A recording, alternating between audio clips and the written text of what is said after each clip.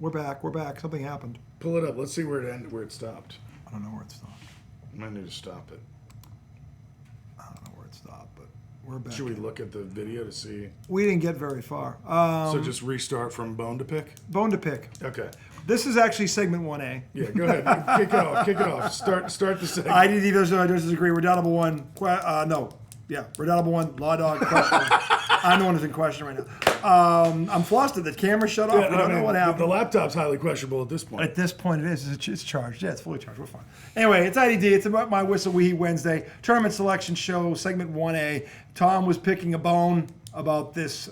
These guys, bubble teams, getting in. Yes. And so go ahead from there. Take it from there. Yeah. So I just think it's not fair that teams can win their conference tournament and get what has always been known as an automatic bid into the field of 64, but then they're forced to play in the playing game. Yeah. And that happened. St. Francis was the first team to punch their ticket, weren't they? They were. You sent a text and said St. Francis punched, and I said, congratulations, go lose by 30. Yes, you did. Right? Because I figured they were going to lose to some 1 seed. But instead of that, they go to a play-in game, and they lose to fucking Alabama State on a last-second shot. And now they're not even in the fucking... On a pass. That was a great game to start the tournament. Yeah, It really was, It really was. but it's a shame because they're not really in the tournament. No, they're not. You know, and I just think that's kind of... I don't know why they're doing that. Yeah. Because prior to the playing games, a conference tournament win was an automatic bid. It still should be that way. Sure. And then you'd have 8 at-large teams duking it out in those 4 playing games. Honestly, I think you said it, you alluded to it before we went dark. The last 4 in should play the first 4 out. Yeah. Because honestly, that eliminates any controversy. Well, that's teams That's what I would 61 do. to 68, basically. Yeah. Right. That's what I You would know do. what I'm saying? It's That's easy. what They I would may do. need some of those spots for these other teams, right? So maybe that's which why teams? Well, some of these smaller teams, you know what I mean, for them to get you've in. got 32 at-large bids May need what do you mean? with all the conference. So if they do the last 8, the first 4 out, there's a reason those 4 are out because you got to fit in these like St. Francis's Yeah. and things like that. The I last know. 10 are in. I still think I agree with you. I think they should get in, but but that's why they're bubbled. Yeah. Because these teams that like really aren't as good. What is the I mean, automatic bids? It's 32 of them. It's 32 automatic bids, and then there's 32 at-large bids. So the thing is, look, and Tom's got a valid point.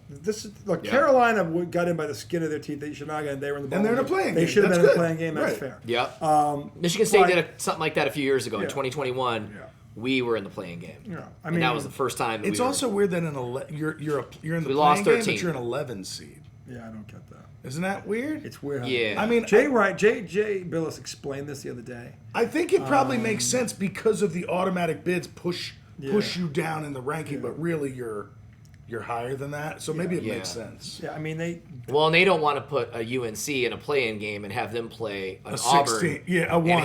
That wouldn't be fair to the 1.